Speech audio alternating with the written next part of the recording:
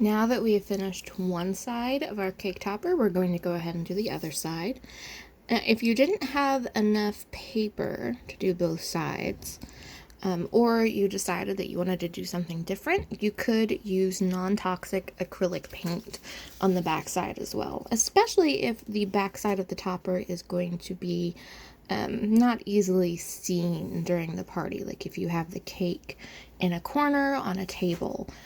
So we've put a little bit of glue there. I'm going to let it dry and then put more glue up top.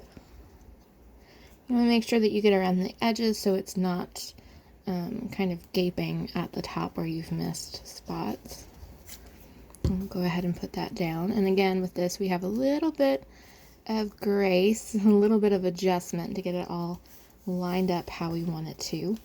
After you let that dry, what you're going to want to do is either paper glue or hot glue, though with a low temperature glue gun, a toothpick to the very back so you can stick it in your cake.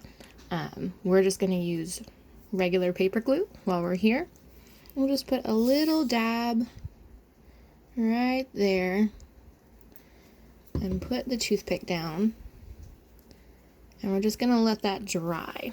Once that's dry, everything is done and you're ready to go ahead and add it to your cake and add your cupcakes to your wrappers and have fun with your little cupcake toppers.